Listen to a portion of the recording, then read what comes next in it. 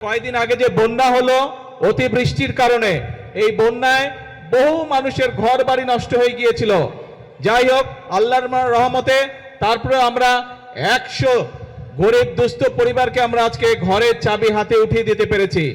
এছাড়াও আপনাদের সামনেই আপনারা দেখলেন আরো অনেকগুলো দুস্থ মানুষের কাছে তাদেরকে সহযোগিতার জন্য সরকারের পক্ষ থেকে আমরা আর্থিক সহায়তা তাদেরকে করেছি। কিছু দুস্থ মহিলাকে আমরা চাল দিয়েও সহযোগিতা করেছি। প্রিয় ভাই বোনেরা, আপনাদেরকে এই কথাগুলো বলার কারণ হচ্ছে যে এই যে বর্তমান সরকার, এই সরকারকে আপনারা নির্বাচিত করেছেন, এই বাংলাদেশের মানুষ এই সরকারকে নির্বাচিত করেছে। কাজেই এই সরকারের দায়িত্ব হচ্ছে বাংলাদেশের মানুষের পাশে থাকা। এই সরকারের দায়িত্ব হচ্ছে বাংলাদেশের মানুষের সুখে দুঃখে থাকা। এই সরকারের দায়িত্ব হচ্ছে এই দেশের মানুষকে দেখে রাখা। এই সরকারের দায়িত্ব হচ্ছে এই দেশের মা বোনদের পাশে থাকা। এই সরকারের দায়িত্ব হচ্ছে এই দেশের সন্তানদের লেখাপড়ার ব্যবস্থা করা। এই সরকারের দায়িত্ব হচ্ছে এই দেশের মানুষ যারা অসুস্থ হবে তাদেরকে যথাযথ চিকিৎসার ব্যবস্থা করে দেওয়া। এই সরকারের দায়িত্ব হচ্ছে এই দেশের তরুণ সমাজ, যুবক সমাজ, নারী হোক পুরুষ হোক, তাদের কর্মসংস্থানের ব্যবস্থা করা।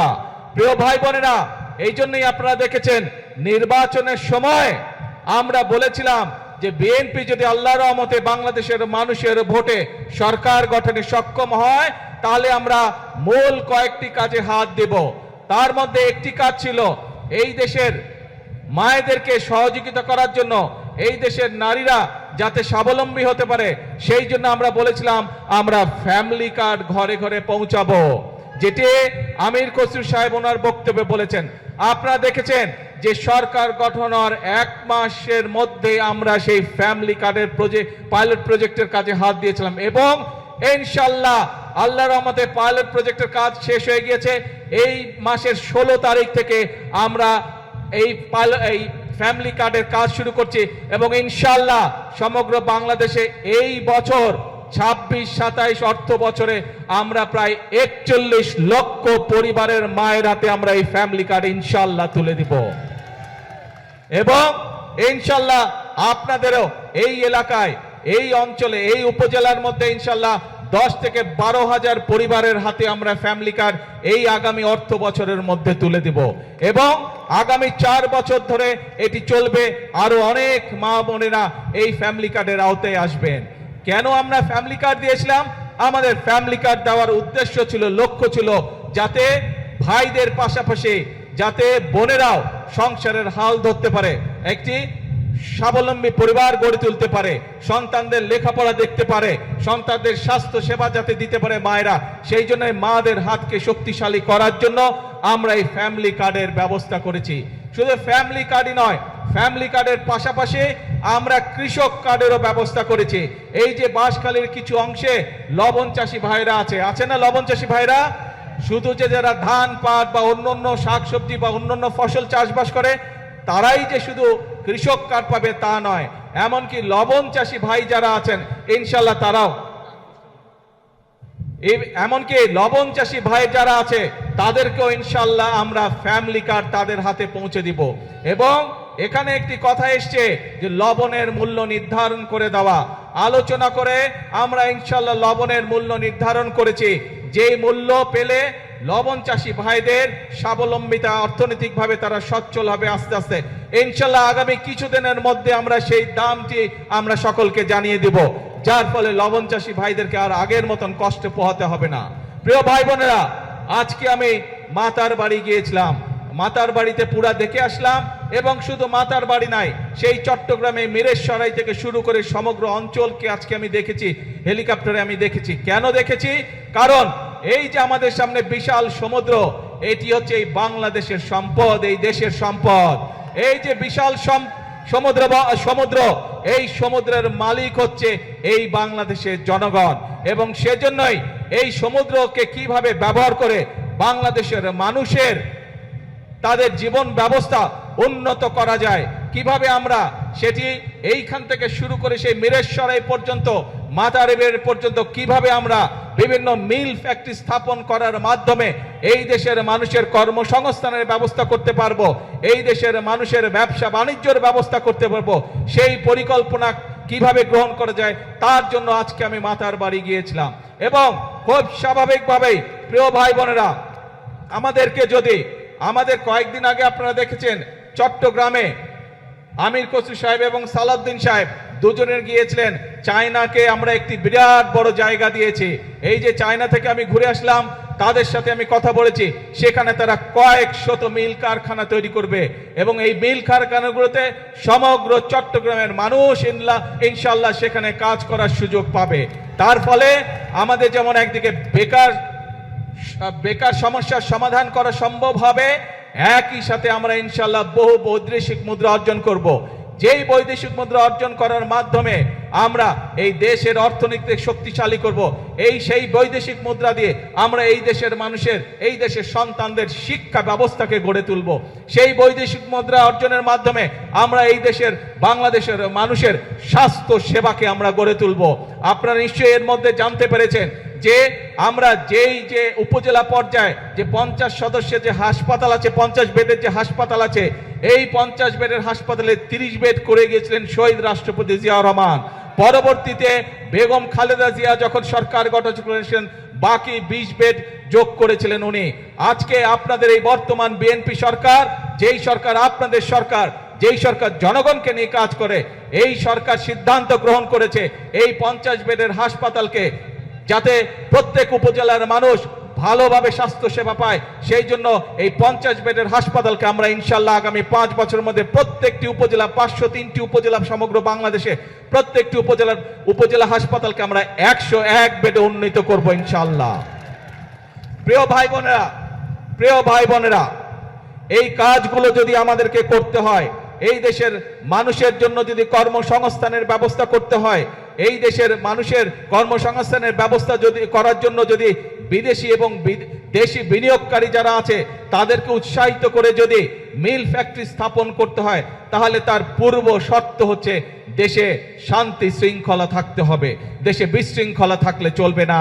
যখন বিগত সময় আমরা দেখেছি বা বিভিন্ন সময় আমরা দেখেছি আপনার এলাকায় বা বাজারে যখন কোনো গন্ডগোল হয়, কোনো সমস্যা হয়, তখন কি দোকানপাট খোলা থাকে না বন্ধ থাকে? কি ভাই, বাজারে যদি কোনো গন্ডগোল হয় দোকানপাট বন্ধ থাকে না খোলা থাকে? বন্ধ হয়ে যায়। কেন বন্ধ হয়ে যায়?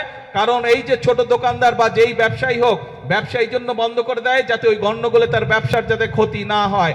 ঠিক একইভাবে দেশীয় বা বিদেশি বিনিয়োগকারী যারা আছে, তারা যখন বিনিয়োগ করবে তারা তো চাইবে যে যাতে তার মিল কারখানার উৎপাদিত পণ্য ঠিকভাবে বন্দর দিয়ে যেতে পারে বা তার কাঁচামাল যাতে সঠিকভাবে আসতে পারে, রাস্তাঘাটে যাতে শান্তি থাকে, তাই না?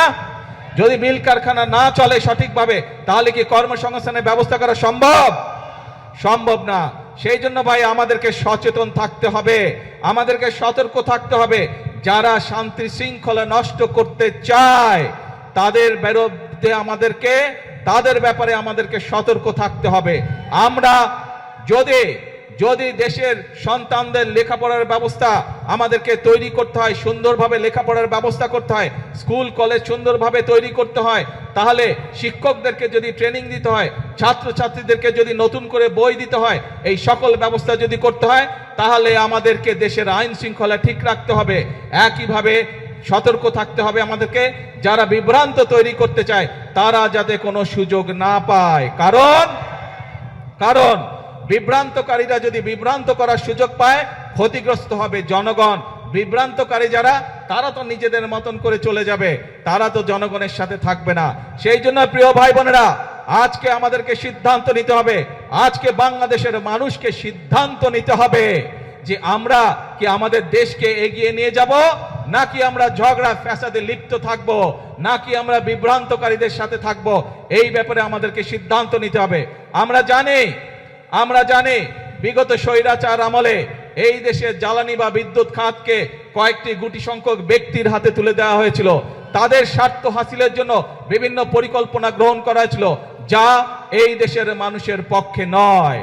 খুব স্বাভাবিকভাবেই সেই জ্বালানি ব্যবস্থা বা বিদ্যুৎ ব্যবস্থা যেটি অপরিকল্পিতভাবে যেই ব্যবস্থা গুটি কয়েক মানুষকে সুবিধা দিয়েছিল, সেটি যদি জনগণের স্বার্থে সেই পরিকল্পনা করতে হয়, স্বাভাবিকভাবে কিছু সময়ের প্রয়োজন।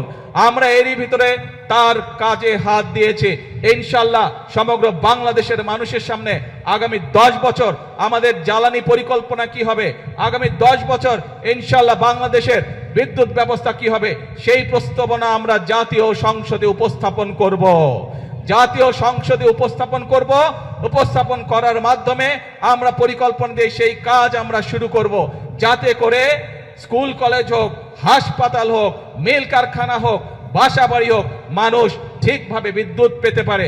গাড়ি ঘোড়া সবকিছুতে, মোটরসাইকেল সবকিছুতে যাতে গ্যাস মানুষ ঠিকভাবে পেতে পারে, সেই পরিকল্পনা আমরা গ্রহণ করব।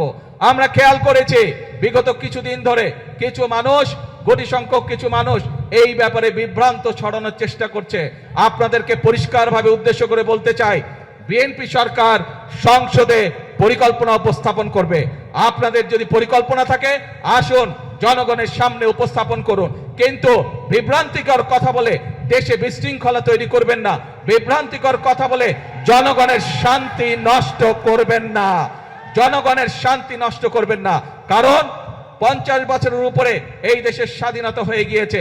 এখন জনগণের জন্য কাজ করার সময়, এখন দেশ গঠনের জন্য কাজ করার সময়। পৃথিবীর বহু দেশ আমাদের পরে স্বাধীন হয়েছে, কিন্তু তারা কাজ করার মাধ্যমে, পরিশ্রম করার মাধ্যমে তাদের দেশকে অনেক দূর এগিয়ে নিয়ে গিয়েছে। কাজেই আর পিছনে থাকা যাবে না, আর পিছনে পড়ে থাকা যাবে না। এখন একটি লক্ষ্য, একটি উদ্দেশ্য, জনগণের জীবন মান উন্নত করা, দেশের ভাগ্যের পরিবর্তন করা। প্রিয় ভাই বোনেরা, যেই পরিকল্পনার কথাগুলো এই সংক্ষিপ্ত বক্তব্যে আমি আপনাদের সামনে তুলে ধরেছি, আপনারা কি মনে করেন এই পরিকল্পনাগুলো বাস্তবায়িত করা সম্ভব হলে দেশের জনগণের ভাগ্য এবং দেশের ভাগ্য পরিবর্তন হবে? আপনারা কি মনে করেন? কি ভাই, জনসভার পিছনে যারা আছে, আপনারা কি মনে করেন আমরা সঠিক পরিকল্পনা গ্রহণ করেছি? এই যে শিল্প কারখানা, বিদ্যুৎ, জ্বালানি, ফ্যামিলি কার, কৃষক কার্ড, এই যে পরিকল্পনা গ্রহণ করেছে, এগুলো জনগণের পক্ষে ঠিক আছে? যদি ঠিক আছে ভাই, তাহলে আপনাদের সমর্থন থাকতে হবে। কারণ আমরা সবসময় বলি, আমাদের অর্থাৎ বাংলাদেশ জাতীয়তাবাদী দল বিএনপির সকল ক্ষমতার উৎস হচ্ছে জনগণ। জনগণের সমর্থন থাকলে আমরা প্রত্যেকটি জনগণের স্বার্থে যতগুলি কর্মসূচি, সবগুলো ইনশাআল্লাহ আল্লাহর রহমতে আমরা বাস্তবায়ন করতে সক্ষম হব। আসুন আজকের এই জনসভায় আমরা যেভাবে আজকে দুস্থ মানুষকে সহযোগিতা করে যে সাহায্য দিয়েছি, এই সাহায্য এবং সহযোগিতাকে আমরা পরিবর্তন করতে চাই কর্মসংস্থানের মাধ্যমে। সেটি দেশের ভিতরে হোক, সেটি আমাদের তরুণ সমাজের সদস্যদেরকে বিভিন্ন প্রশিক্ষণের মাধ্যমে বিদেশে প্রেরণ করাই হোক না কেন। অর্থাৎ আমরা চাই প্রত্যেকটি বাংলাদেশের প্রত্যেকটি মানুষ, 20 কোটি মানুষের 40 কোটি হাত, প্রত্যেকটি হাত শ্রমিকের হাতে রূপান্তর করতে চাই আমরা, যাতে করে প্রত্যেকটি মানুষ দেশ গঠনে ভূমিকা রাখতে পারে, যাতে করে প্রত্যেকটি মানুষ নিজের হাতের পরিশ্রমের মাধ্যমে নিজের এবং পরিবারের ভাগ্যের পরিবর্তন করতে চায়।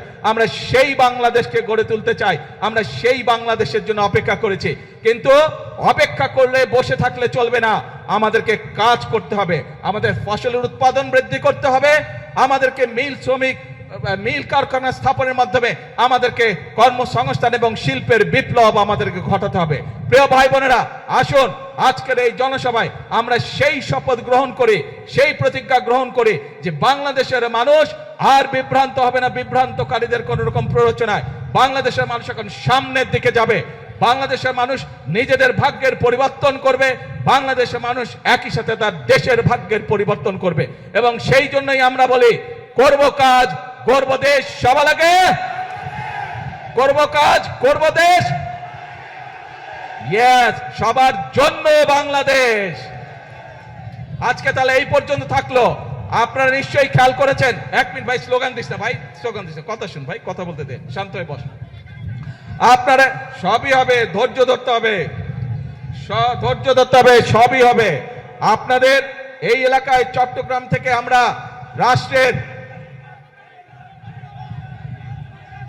ভাই সময় লাগবে তো বেরিবাদ নাকি? এতক্ষণ কি বললাম কিছুই বুঝলো না, বসো। আপনাদের চট্টগ্রাম থেকে আমরা 2 জন গুরুত্বপূর্ণ ব্যক্তিকে সরকারের গুরুত্বপূর্ণ 2টি মন্ত্রণালয়ের দায়িত্ব দিয়েছি। একটি হচ্ছে অর্থ মন্ত্রণালয়, আর একটি হচ্ছে স্বরাষ্ট্র মন্ত্রণালয়। যেই বিভাগে এরকম দুটি গুরুত্বপূর্ণ মন্ত্রণালয়ের দায়িত্বে নিয়োজিত দুইজন ব্যক্তি আছে, সেই এলাকার উন্নয়ন কেউ ঠেকিয়ে রাখতে পারবে না ইনশাআল্লাহ। আজ এই পর্যন্ত থাকলো, এরপরে যখন কাজ শুরু হবে ইনশাআল্লাহ আপনাদের সাথে আবার আসবো, আবার দেখা হবে। আর বেড়িবাঁধ এইটি আমাদের মূল পরিকল্পনার একটি অংশ, ইনশাআল্লাহ বেড়িবাঁধের কাজও শুরু হবে। আল্লাহ হাফেজ। বাংলাদেশ জিন্দাবাদ, বাংলাদেশ জাতীয়তাবাদী দল জিন্দাবাদ। আসসালামু আলাইকুম।